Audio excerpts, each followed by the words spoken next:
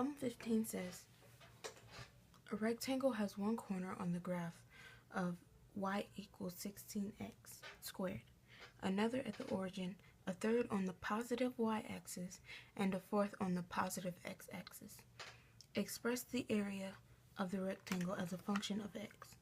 The first thing we want to do is draw out the rectangle that they're showing us visually, well, mentally. So we know that it's going to be in the first quadrant because none of the points that were given exceeded anything out of the boundaries of the first quadrant. And we know that the points they gave us were on the x-axis and the y-axis and the origin. So we're going to plot the ones that we absolutely know: x-axis, y-axis, and origin. And then one is at 16 minus x squared. We're going to put that one out here. And then we're going to continue to draw the rectangle, although it may look like a square. So now this point out here is y equals 16 minus x squared. Now the question is asking us to express the area of the rectangle as a function of x. So the first thing you want to do is know your area formula. So the area formula is A equals length times width. Length is x, you already know your x, and width is going to be the w.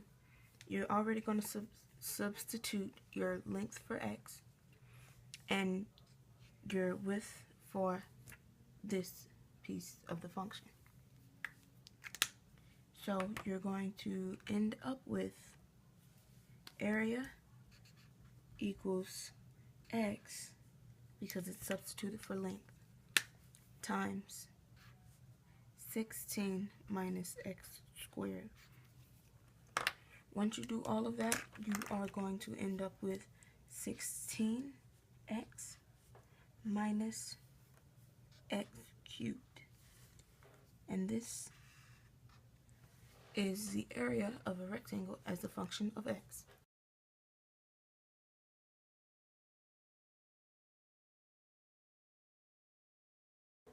Now that we know A, we're going to proceed to B. What is the domain of x is what B asks. Since we know what domain is, which is x, we're going to look for it on the graph that we previously created. So this is the x-axis and this is the y-axis. We should know that. This function, the 16 minus x squared, ranges from a point up here, which is 16, and a point down here, which is the domain that we have yet to find out. So it looks like this, and it continues. So draw that little arrow and draw that little arrow there, because it continues. And now we want to solve to see what this point is. So 16 minus x squared, I'm going to flip back over here and write that function. Let's write it in blue because it's already in blue. 16 minus x squared, y equals 16 minus x squared. So to find out the domain, we're going to have to look deeper into this function. So since x represents a side of the rectangle, we know that x is going to be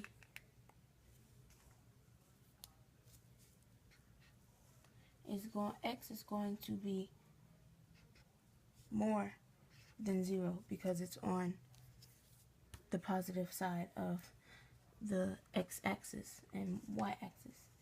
And also, the area has to be positive. So y equals 16 minus x squared is more than 0, which is also saying that the x squared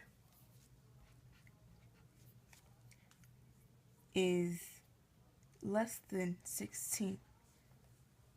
So this gives us our domain, because if it's less than 16 and the square root of 16, you have to find the square root of 16 because it's x squared is less than 16. So you're trying to split the 16 in half to see what the domain would be.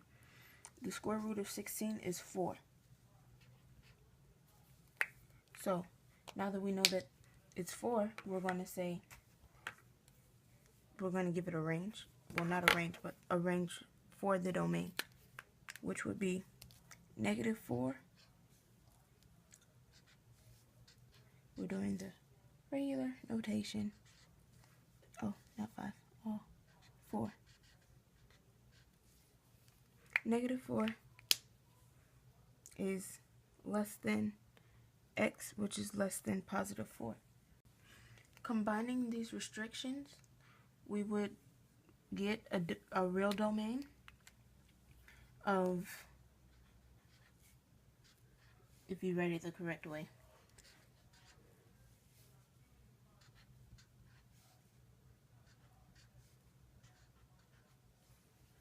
which is telling you that x is more than 0, but, oh, I forgot this, less than 4. It's less than 0, but which is x, and less than 4.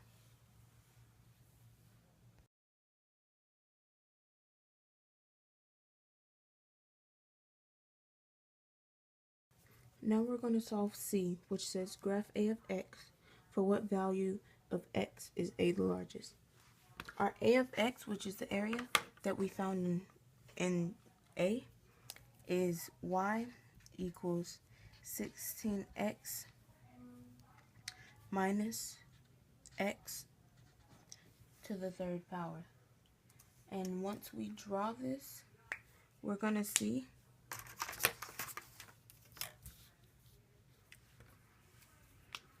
for which value of x A is the largest. So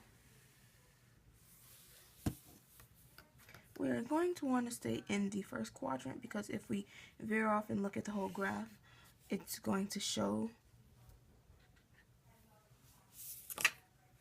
x for a different value, and it's going to be negative, and that's not our domain, so that's not what we're focusing on. So we're going to draw that function.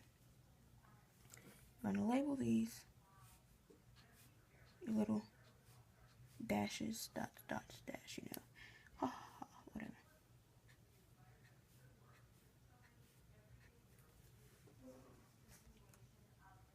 And then after we label those, we are going to plot what we know. And at the moment, what we know is that it's going to meet in the origin, and it's going to pass through 4. Let's say this is 4.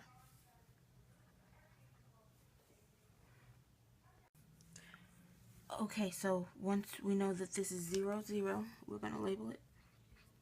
And this is 4, so we're going to label 4, 0. We're going to look on the calculator, preferably Desmos, graphing calculator, to find the other point. The reason we're not using the formula, the reason we're not using this formula is because this is not a quadratic function. Not quadratic. That's spelled wrong, but it's not quadratic function. Therefore, we cannot use this on that one. So we use a graphing calculator. And when we pull up the graphing calculator, it shows that that 2 down there is going to correspond and hit the dot of about 24. So it says 224 as the max point. And this function is going to act as a function of sine and curve. It's going to go in a curved kind of manner. Doesn't settle anywhere. It's going to go in a curved manner. So it's going to continue. Those are arrows. If you can't see them, if you'd like me to continue, there it goes. And this is going to curve back up at some point and go that way. And same for that side. But this is C. And for what value of x is a the largest? A is the function. And so for the value of x, this is x. This is y. A is the largest, A being y, at 2. 2 is the point, so 2 is the point where A is the largest, or at its peak, or however you like to call it, but 2 is a point. And now you have solved C.